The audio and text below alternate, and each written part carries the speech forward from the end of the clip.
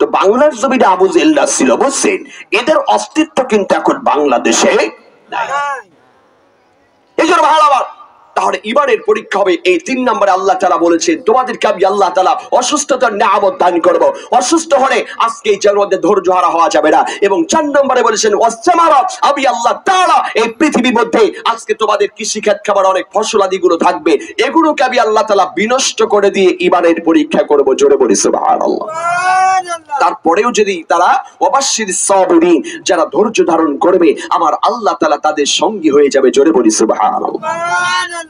শুধু তাই না, আল্লাহর গোলামেরা এর জন্য আল্লাহ তাআলা ডাক দিয়ে বলেছেন 3টা গুণ যারা অর্জন করবে, এই 3টা গুণ অর্জন করার পরে যারা মৃত্যুবরণ করবে, 3টা গুণ কি? আল্লাহ তাআলা ডাক দিয়ে বলছেন আল্লাযীনা আমানু, ইন্নামা নিশ্চয় আমানু মানে যারা ঈমান এনেছে। কার প্রতি কথা বলেন? আরেকটু জোরে বলুন, কার প্রতি? ঈমানের আল্লাহর প্রতি। শুধু তাই নয়, 2 নম্বরে ডাক দিয়ে বলছেন আল্লাযীনা হাজারু, পৃথিবীর মধ্যে ঈমান টিকে রাখার জন্য আজ তাকে হিজরত করতে হবে, বাড়ি ছাড়তে হবে, ঘর ছাড়তে হবে। আজকে বাড়িতে থাকতে পারবে না, হিজরত করে আজকে নিজের জন্মভূমি ত্যাগ করে আজকে ঢাকা শহর ইত্যাদি ইত্যাদি জায়গায় থাকতে হবে। কেননা করে যাতে করবি আমার পৃথিবীর মধ্যে আজ আমার আপনার নবী দু জাহানের বাদশা সরকার দোয়ারব বিশ্বের নেতা জনাবে মুহাম্মদুর রাসূলুল্লাহ সাল্লাল্লাহু আলাইহি সাল্লাম, তিনি আজকে কালে বার্তা মানতে পারি কারণে করে যাতে করবি আজকে তার জন্মভূমি ত্যাগ করে মদিনায় গিয়ে থাকতে হয়েছে। কথা বলেন ঠিক কিনা? নবী আমার হিজরত করেন, এর জন্য আল্লাহ বলে দিন আল্লাযীনা হাজারু, ঈমান টিকে রাখার জন্য আজ তোমরা আজকে ইসলামের মধ্যে আজকে ঈমান টিকে রাখার জন্য তোমাদেরকে হিজরত করতে হতে পারে। এবং 3 নম্বরে বললেন ওয়াজাহাদু ফি সাবিলিল্লাহ, আজ আমি আল্লাহর রাস্তায় জীবন দিতে পারে, আমি আল্লাহর রাস্তায় সংগ্রাম করব। 3টা গুণ যারা অর্জন করবে আমি আল্লাহ বললাম উলাইকা ইয়ারজুনা রাহমাতাল্লাহ, মৃত্যুবরণ করার সাথে সাথে আমি আল্লাহ তাআলা তাদেরকে আবার একটা জান্নাতি পোশাক দিয়ে আজকে র্যাপিড করব রে। জান্নাতি পোশাক দিয়ে র্যাপিড করে তাদেরকে আমি আল্লাহ তাআলা জান্নাতের উচ্চ মাকাম দান করে দিব। জোরে বলি সুবহানাল্লাহ। 3টা গুণ অর্জন করবেন। আর এখান থেকে কিছু মাসনুন আপনাদেরকে শিখিয়ে দিয়ে দিতে চাই, যদি আল্লাহ যদি জান্নাতের মধ্যে যেতে চাও এই জায়গার মধ্যে কি আমল আমলই করবেন। আল্লাহ তাআলা ছোট্ট একটা আয়াত কারিমা নাযিল করে দিয়েছেন, বলেন আল্লাযীনা ইয়াযকুরুনাল্লাহ, এই পৃথিবীর মধ্যে তোমরা আজকে জিকির করো কার? আর একটু জোরে বলুন, কার? জিকির করতে হবে আল্লাহ। কারণ এই আয়াতের তাফসীরি কারণ ইমাম রাজি রাহমাতুল্লাহ আলাইহি অনেক তাফসীরি কারকগণ একমত পোষণ করে নিয়েছে। তাফসীর তিবরানি, তাফসীর বাইহাকি, তাফসীর ফি জিলালিল কোরআন, তাফসীর মারিফুল কোরআন, তাফসীর নুরুল কোরআন, সব তাফসীরি কারক একমত পোষণ করে দিয়েছে আল্লাযীনা ইয়াযকুরুনাল্লাহ, এই পৃথিবীর মধ্যে তোমাদের জন্য জিকির হলো 4 প্রকার। কয় প্রকার? কথা বলেন আর একটু জোরে বলুন, কয় প্রকার? জিকির হলো 4 প্রকার। এই 4টা জিকির কেমন করে করবেন, কেমন করে জান্নাতে যাবেন? আল্লাহ রাব্বুল আলামিন বললেন আমি আল্লাহ তাআলা জিকির করো, কেমন করে জিকির করবেন? এই জিকিরের ব্যাখ্যা করতে গিয়ে জিকিরকে 4 ভাগে বিভক্ত করেছে। 1 নাম্বার হলো জিকির লিসানি, 2 নাম্বার হলো জিকির কলবি, 3 নাম্বার জিকির হলো জিকির দাঈমি, 4 নাম্বার জিকির হলো জিকির ফেইলি। জোরে বলে আল্লাহু আকবার। 1 নাম্বার জিকির হলো জিকির লিসানি। লিসান শব্দের অর্থ হলো জিহবা। এই যে জিহবা, জিহবা জিহবা চেনেননি? এই জিহবা, এই জিহবা লিসান শব্দের অর্থ হলো জিহবা। জিহবা দিয়ে কেমন করে জিকির করবেন, জিহবা দিয়ে কেমন করে জিকির করবেন? কলিজার টুকরো আমার শিক্ষা দিয়ে দিচ্ছে আমার আপনার কলিজার টুকরো দু জাহানের বাদশা, তিনি মসজিদের অববীর মধ্যে বসে আছে রে। আজ মসজিদের অববীর মধ্যে কলিজার টুকরো আমার বসে আছে। এই যে আবার সামনে কতগুলো বৃদ্ধ বৃদ্ধ দাদু ভাইয়েরা আছে, কতগুলো বৃদ্ধ বৃদ্ধ দাদু ভাইয়েরা আছে রে। কিয়ামতের মাঠে কলিজার টুকরো আমার মসজিদের অববীর মধ্যে বসে আছে। আল্লাহ নবী বৃদ্ধ বৃদ্ধ সাহাবীদেরকে ইনভাইট করলেন, সাহাবীরা রে আবার বৃদ্ধ বৃদ্ধ সাহাবীদেরকে তোমরা ডেকে দাও। বৃদ্ধ বৃদ্ধ সাহাবায়ে কেরামেরা এসে মসজিদের অববীর মধ্যে ভিড় করতে শুরু করলো। নবী আমার রাখতে বলে সাহাবীরা তোমরা তো এখন দাঈফ হয়ে গিয়েছ, তোমরা তো একদম মাজুর হয়ে গিয়েছ, তোমরা তো একদম দুর্বল হয়ে গিয়েছ, তোমরা তো একদম এই জামের মধ্যে আজকে এমন অবস্থায় মাজুর হয়ে গেছো, দুর্বল হয়ে গেছো। আজকে তোমরা কেমন ব্যক্তি আছো আর তো পৃথিবীর মধ্যে আজকে রাত জেগে জেগে তাহাজ্জুদের নামাজ দাঁড়িয়ে দাঁড়িয়ে আদায় করতে পারো না, দাঁড়িয়ে দাঁড়িয়ে তাহাজ্জুদের নামাজগুলো আদায় করতে পারো না। আজ তোমরা কেমন ব্যক্তি আছো বলো? অল্প একটু আমল করবে, অল্প আমল করলে আল্লাহ তাআলা তোমাদের নামে আমলের মধ্যে আজকে উহুদ পাহাড় সমতুল্য সওয়াব লিখে দিবেন। সুবহানাল্লাহ বলে। সাহাবায়ে কেরামেরা কথাগুলো শোনার জন্য পাগল পাড়া হয়ে গেল। আল্লাহর নবীর সাহাবীরা, বৃদ্ধ বৃদ্ধ সাহাবীরা কলিজার টুকরো নবীর কথা শোনার জন্য একদম পাগল পাড়া হয়ে গিয়েছে। কলিজার টুকরো নবীকে ডাক দিয়ে বলছে, ইয়া রাসূলুল্লাহ, ইয়া হাবিবাল্লাহ, কি এমন আমল করলে আল্লাহ তাআলা আমাদের নামে আমলের মধ্যে উহুদ পাহাড় সমতুল্য সওয়াব দান করে দেবে? নবী আমার ডাক দিয়ে বলারা, তোমাদেরকে আল্লাহ তাআলা একটা জবান দিয়েছে, জিকিরুল লিসান জবান দিয়ে যদি তোমরা এই জবানের মধ্যে আল্লাহর নাম জপতে পারো, আবার আল্লাহ তাআলা তোমাদের নামে আমলের মধ্যে উহুদ পাহাড় সমতুল্য সওয়াব দান করে দিবে। জোরে বলি সুবহানাল্লাহ। কেমন করে আল্লাহর শুকরিয়া আদায় করবে? জবান দিয়ে কেমন করে জিকির করবে? আল্লাহর হাবিব শিক্ষা দেন, তোমরা যদি পৃথিবীর মধ্যে একটাবার পড়ো সুবহানাল্লাহ, একটাবার যদি পড়ো আলহামদুলিল্লাহ, একটাবার যদি পড়ো আল্লাহু আকবার, একটাবার যদি পড়ো লা ইলাহা ইল্লাল্লাহ, যদি তাসবিহ গুলো সর্বক্ষণ যদি জবানের মধ্যে তোমরা রাখতে পারো, আমার আল্লাহর হাবিব সাল্লাল্লাহু আলাইহি সাল্লাম ডাক দিয়ে বললেন, তোমাদের নামে আমলের মধ্যে আল্লাহ তাআলা উহুদ পাহাড় সমতুল্য সওয়াব দান করে দিবেন। জোরে বলি সুবহানাল্লাহ। আল্লাহ জিকির করবেন। আপনি মাঠে গিয়েছেন, আজকে পেঁয়াজ বপন করছেন, পেঁয়াজ কোপাতে গিয়েছেন, জবান দিয়ে পড়ুন সুবহানাল্লাহ।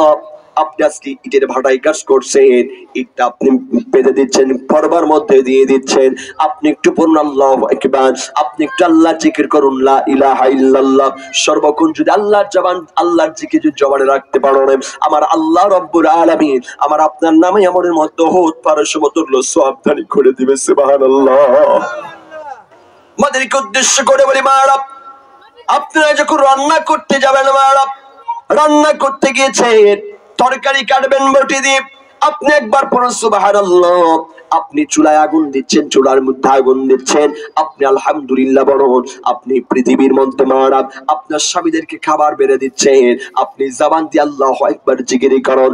আপনি আসবাবপত্র কাজগুলো করছেন, এই জবান দিয়ে আপনি জিকির করুন লা ইলাহা ইল্লাল্লাহ। মাগো আমার, সর্বক্ষণ যদি পৃথিবীর মধ্যে আজ আল্লাহ জিকির করতে পারেন, আবার আল্লাহ তাআলা আপনার নামে আমলের মধ্যে উহুদ পাহাড় সমতুল্য সওয়াব দান করে দিবে। জোরে বলি সুবহানাল্লাহ।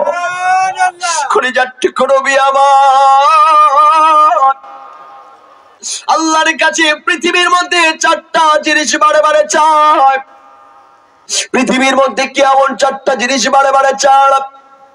নবী আমার, এই কলিজার টুকরো নবী আমার আল্লাহর কাছে ডাক দিয়ে বলো, ওয়াজআলনি শাকুরা। আল্লাহ তাআলা এই পৃথিবীর মধ্যে আমি মুহাম্মদ সাল্লাল্লাহু আলাইহি সাল্লাম যেন তোমার শুকরিয়া যেন বেশি বেশি করে আদায় করতে পারি। জোরে বলি সুবহানাল্লাহ। আল্লাহর কাছে ডাক দিয়ে বলো, ওয়াজআলনি শাকুরা। আল্লাহ তাআলা এই পৃথিবীর মধ্যে যেন তোমার কাছে শুকরিয়া আদায় বেশি বেশি করে করতে পারে। দুই নম্বরে নবী আমার ডাক দিয়ে বলো, ওয়াজআলনি সাবুরা। তিন নম্বরে ডাক দিয়ে বলছেন, ওয়াজআলনি ফি আইউনি সাগীরা। চার নম্বর ডাক দিয়ে বলো, ওয়াজআলনি ফি আইউনি কাবীরা। এবার এক নম্বর আসেন, আল্লাহর নবী ডাক দিয়ে বলো, ওয়াজআলনি শাকুরা। আল্লাহ তোমার শুকরিয়া আদায় করার তৌফিক আমি মুহাম্মদকে বেশি বেশি করে দান করে নিয়ে। জোরে বলি সুবহানাল্লাহ। কেন আল্লাহর কাছে শুকরিয়া আদায় করতে চান? নবী আমার ডাক দিয়ে বললেন, আল্লাহ তোমার শুকরিয়া যেন বেশি বেশি আদায় করতে পারি, তৌফিক দান করে দাও। এমন তো অবস্থায় কেন আল্লাহর নবী শুকরিয়া আদায় করতে চান? আল্লাহ রাব্বুল আলামিন পবিত্র কালামুল্লাহ শরীফের মধ্যে ডাক দিয়ে বললেন, লা ইন শাকারতুম লা আযীদান্নাকুম ওয়া লা ইন কাফারতুম ইন্না আযাবি লাশাদীদ। আল্লাহ তাআলা ডাক দিয়ে বললেন, পৃথিবীর মধ্যে আমি আল্লাহ তাআলা এত সুন্দর নিয়ামত রাজি তোমাদের জন্য দান করে দিয়েছে রে, যারা আমি আল্লাহ তাআলার নিয়ামত পেয়েছো, আর আমি আল্লাহ তাআলার নিয়ামত পাওয়ার পরে যারা আজকে যে আমি আল্লাহ তাআলার নিয়ামতে যারা শুকর সুজুদ আদায় করেছো, আমি আল্লাহর জবান দিয়ে আজ তোমরা যারা আমি আল্লাহ তাআলার শুকর সুজুদ আদায় করেছো, আমি আল্লাহ তাআলা তাদেরকে নিয়ামত বানিয়ে দিব। আর যারা যারা পৃথিবীর মধ্যে আমি আল্লাহ তাআলার নিয়ামত পাওয়ার পরে যারা আজকে আমি আল্লাহ তাআলার নিয়ামতের শুকরিয়া আদায় করবে, আমি আল্লাহ তাআলা বলে দিয়েছি রে ইন্না আযাবি লাশাদীদ, আমি আল্লাহ তাআলা তাদেরকে এমন করে পাকড়াও করব রে, এমন করে শাস্তি দিব রে, যে শাস্তির মতো আমি আল্লাহর মতো শাস্তি পৃথিবীর মধ্যে আর কেউ দিতে পারবে না। জোরে বলে আল্লাহু আকবার। এর জন্য নবী আমার রাখতে বলা হচ্ছে আল্লাহ শাকুর, পৃথিবীর মধ্যে একমাত্র আল্লাহর প্রশংসা আদায় করলে যিনি নিয়ামত বাড়িয়ে দেন তিনি কে? আর একটু জোরে বলুন তিনি কে? পরিজাতটুকু নবী আমার আল্লাহর কাছে আবার ডাক দিয়ে বলছে 2 নম্বর জিনিসটা ওয়াজআলনি সাবুরা, আল্লাহ তাআলা পৃথিবীর মধ্যে এই মহব্বত কাজকে ধৈর্য ধারণের তৌফিক দান করে দিও। সুবহানাল্লাহ। নবী আমার কেন ধৈর্য চান? নবী আমার ডাক দিয়ে বলে ওয়াজআলনি সাবুরা, আল্লাহ তাআলা আমাকে পৃথিবীর মধ্যে বেশি বেশি করে ধৈর্য ধারণের তৌফিক দান করে দাও। দয়ার নবী মায়ার নবী আমার কেন আল্লাহর কাছে ধৈর্য চাই? কিসের জন্য ধৈর্য চাই রে? নবী ডাক দিয়ে বলে আল্লাহ, এই জামানার মধ্যে আমি আজকে জানতাম নবী আজকে কোরআনের দাওয়াত দেওয়ার কারণে রাসূল বলছে আমি আজকে যার মধ্যে কোরআনের দাওয়াত দিতে গিয়ে আবার গাত থেকে রক্ত ঝরে যাবে। নবী আমার কলেমার দাওয়াত দিতে গিয়ে আজকে কত অপমান অপদস্থ হবে রে। নবী আমার বুঝতে পারার এই কালেমার দাওয়াত দিতে গিয়ে আমি মোহাম্মদ কাজকে সেভাবে আমি তালিমের মধ্যে বন্দী থাকতে হবে রে। এর জন্য আল্লাহর কাছে ডাক দিয়ে আল্লাহর কাছে বড় ওয়াজআলনি সাবুরা, আল্লাহ আমাকে বিপদে মুসিবতে সব সময় যেন তোমার কাছে ধৈর্য ধারণ করতে পারি তৌফিক দান করে দাও। জোরে বলে সুবহানাল্লাহ। কারণ আল্লাহ তাআলা রাখতে বললেন ومن أحسن قولا ممن دعا إلى الله وعمل صالحا وقال إنني من المسلمين।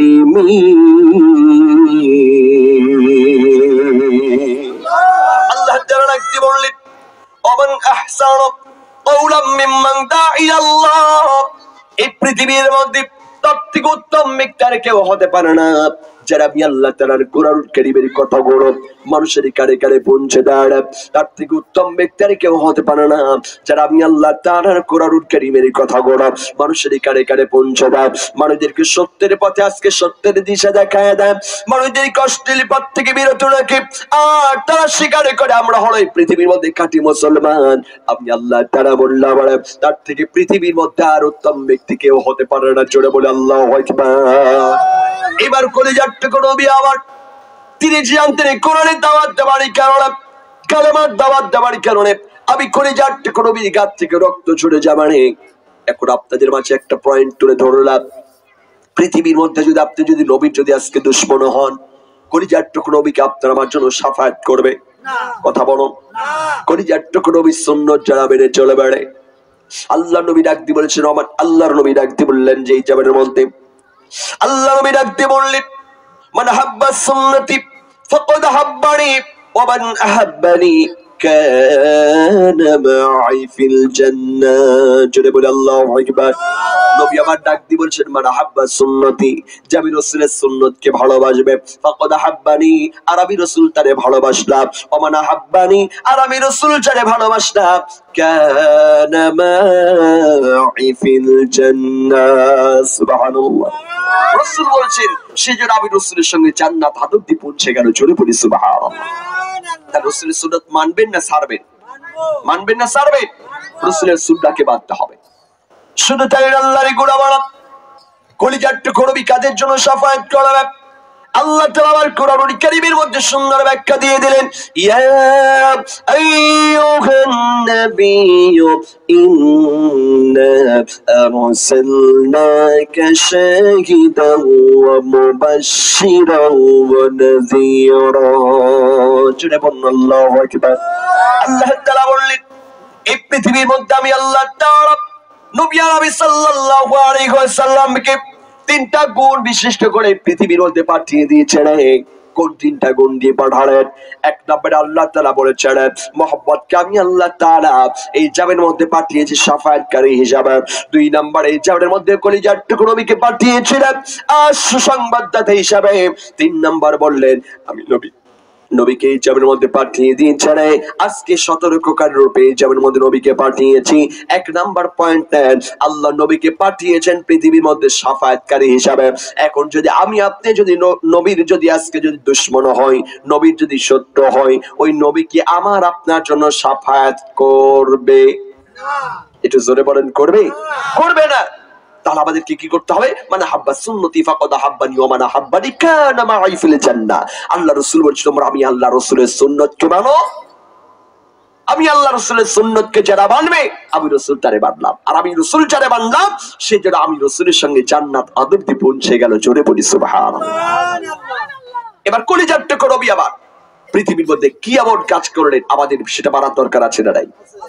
আল্লাহ তাআলার কাছে নবী ডাক দিয়ে বলছেন ওয়াজআলনি সাবুরা, আল্লাহ আমাকে পৃথিবীর মধ্যে বেশি ধৈর্যশীলা বাড়িয়ে দিন, কারণ আমি কালেমার দাওয়াত দিয়ে দেখি আমি মোহাম্মদ থেকে হাত থেকে রক্ত ছড়াতে হবে।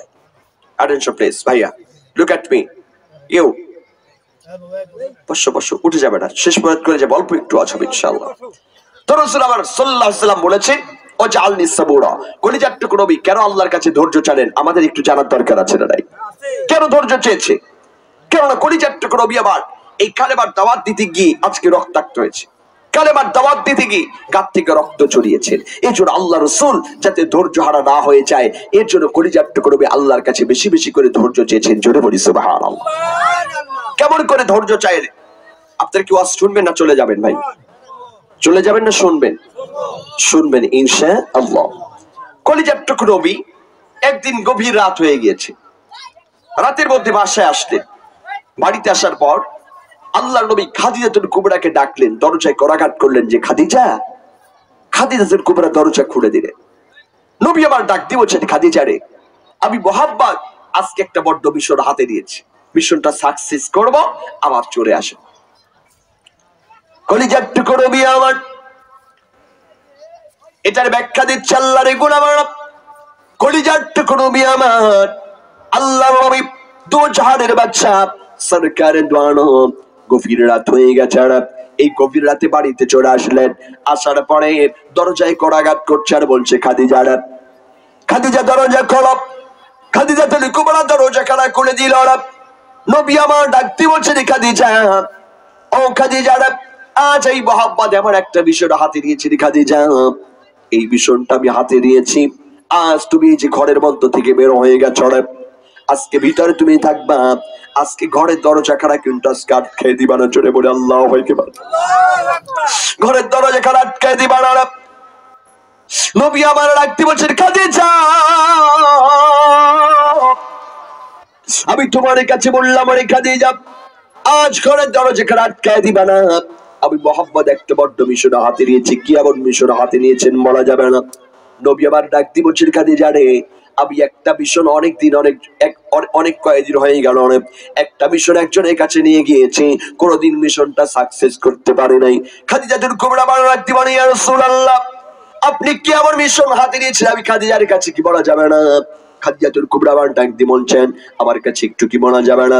নবী আবার ডাক দিয়ে বলছেন খাদিজা রে, আমি আজকে এই জামের মধ্যে এমন একজনের কাছে কালেমার দাওয়াত নিয়ে দিতে চাই, এমন একজনের কাছে কালেমার দাওয়াত নিয়ে দিতে চাই, তিনি আর কেউ নয়, তিনি হলো আমার চাচা আবু জাহাল। অনেকবার তার কাছে কালেমার দাওয়াত দিয়ে গেছি, কোনোদিন কালেমাটি অ্যাকসেপ্ট করে নাই, কালেমাটি গ্রহণ করে নাই। আজকে শেষবারের মতো আমি মোহাম্মদ তার কাছে কালেমার দাওয়াত নিয়ে দিতে চাই। নবী আমার ডাকতে বলে খাদিজা, আমি তোমার যে কথাটি বলেছি খাদিজা, ঘরের দরজা খানা কিন্তু আটকে দিবা না, আমি কালেমার দাওয়াত দিয়ে আবার চলে আসবো না। নবী আরবি সাল্লাল্লাহু আলাইহি সাল্লাম আজকে খাদিজার কাছ থেকে বিদায় নিয়ে যখন চলে গেল না, রাত গভীর হয়ে গেছে। নবী আবার কেন আল্লাহর কাছে ডাক দিয়ে বলে ওয়াজআলনি সাবুরা, খাদিজার টুকরো নবী আবার কেন আল্লাহর কাছে ধৈর্য চেয়েছে, এটার ব্যাখ্যা দেওয়ার জন্য আপনাদের সামনে এই ঘটনাটুকু তুলে ধরলাম। খাদিজার টুকরো নবী আমার গভীর রাতে চলে গেলেন। আবু জাহালের ঘরে গিয়ে দরজায় করাঘাত করলেন, চাচা বাড়িতে আছেন? আবু জাহাল ভিতর থেকে দরজা খাড়া করে দিল না। দরজা খুলেই দেখতে বাচ্চারা আব্দুল্লাহর বেটা মোহাম্মদ এসে হাজির হয়ে গেছে। কলিজার টুকু নবীকে ডাকতে বলে, ভাতিজা মোহাম্মদের, এই গভীর রাতে তুমি কেন, কিসের জন্য এসেছ? নবী আমার ডাকতে বলে, চাচা গো, আপনার কাছে এই মোহাম্মদ অনেক দিন যাবত একটা মিশন হাতে নিয়ে আপনার কাছে এসে হাজির হয়েছে রে। কোনদিন আমার মিশনটা সাকসেস হয় নাই, আপনার কাছে আমি কোনদিন এটার দাওয়াত দিতে পারি নাই। ও মুহাম্মদ, কি এমন মিশন নিয়ে এসেছে বলা যাবে না। আল্লাহ নবী ডাকতে বলে, চাচারা আজ আপনার কাছে একটা বড় মিশন নিয়ে এসেছি। দেখেন গ্রামের মধ্যে সব মানুষগুলো তো ঘুমিয়ে পড়েছে রে, কোনো মানুষ তো জানতে পারবে না, মানুষগুলো তো একদম সুয়াসিত হয়ে গেছে রে। আজকে কোনো মানুষ জানতে পারবে না আমি মোহাম্মদ আপনার কাছে এসেছি। জীবনে একটা বারের জন্য হলো চাচা, আপনি এই মোহাম্মদের কাছ থেকে কালেমাটি গ্রহণ করে নিন। জোরে বলি সুবহানাল্লাহ। একটা বাড়ি কালেমাটি গ্রহণ করো। কলিজার টুকরো নবী আমার ডাক দিব, চাচারা আমি মোহাম্মদের কাছে একটা বার কালেমাটি গ্রহণ করো। কেননা হাদিস শরীফের মধ্যে বর্ণনা এসেছে, عن أنس بن مالك رضي الله تعالى عن النبي صلى الله عليه وسلم قال يخرج من النار من قال لا إله إلا الله وكان في قلبه من الخير ما يسير شيرة ثم يخرج من النار من قال لا إله إلا الله وكان في قلبه من الخير ما يسير برة ثم يخرج من النار من قال لا إله إلا الله وكان في قلبه من الخير ما يسير ذرة رعاه المسلم جرب الله أكبر عرفت جرب الله أكبر নবী আমার ডাকতে বলে, চাচারা এই পৃথিবীর মধ্যে যে ব্যক্তি একবার পড়েছে লা ইলাহা ইল্লাল্লাহ আর তার অন্তরে বিন্দু পরিমাণ যদি ঈমান আছে, সে শর্তে আল্লাহ তাআলা তাকে জাহান্নাম থেকে মুক্ত করে জান্নাতে অবধি পৌঁছায় দিবে। জোরে বলি সুবহানাল্লাহ। নবী আবার ডাকতে বলছেন, চাচারে এই পৃথিবীর মধ্যে যদি কোনো মানুষ একটাবার পড়েছে লা ইলাহা ইল্লাল্লাহ, লা ইলাহা ইল্লাল্লাহ, আর তার অন্তরে যদি শস্য পরিমাণে গুনাহ থাকে, শস্য পরিমাণ যদি ঈমান থাকে, তাহলে আল্লাহ তাআলা তাকে জাবালের মধ্যে জাহান্নাম থেকে মুক্ত করে দিয়ে জান্নাতে অবধি পৌঁছায় দিবে। জোরে বলি সুবহানাল্লাহ। চাচারা এই মুহাম্মদের কাছে একটাবার কালেমাটি গ্রহণ করো।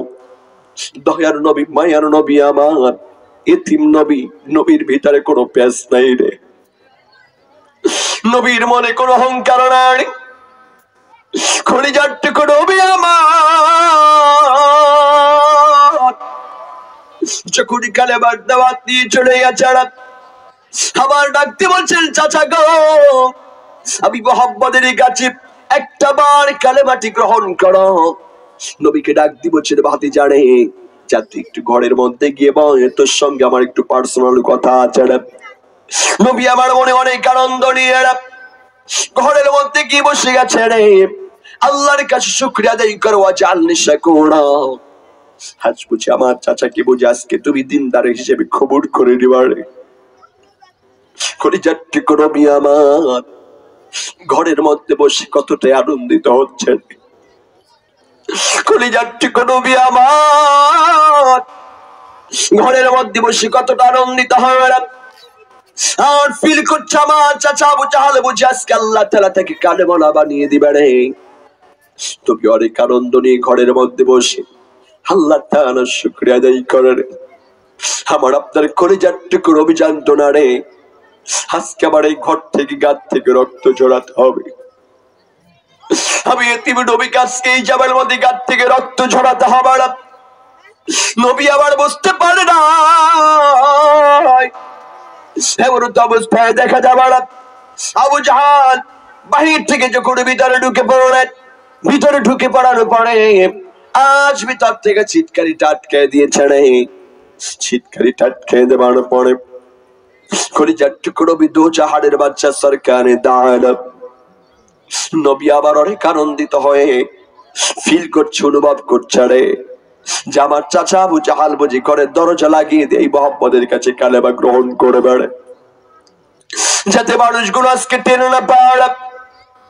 নবী আবার এইটা ফিল করে, অনুভব করে আল্লাহর গোলাম। এমন তো অবস্থা আবু জাহেল ভিতরে ঢুকে পড়ে। কলিজার টুকরো পেছন থেকে একটা বড্ড চাবুক হাতে করে ছেড়ে, চাবুকটা হাতে করার পরে কলিজায় মার বসে আছে। আবু জেহেল চাবুকটা ছড়ায়, আমার আপনার দয়ার নবী, মায়ার নবী, এমন সময় নবী আবার বসে আছে। আবু জাহাল পিছন থেকে চাবুক দিয়ে পিঠের উপর সা সা করে বাড়ি বাড়ে চড়ে বলে আল্লাহু আকবার। নবী আমার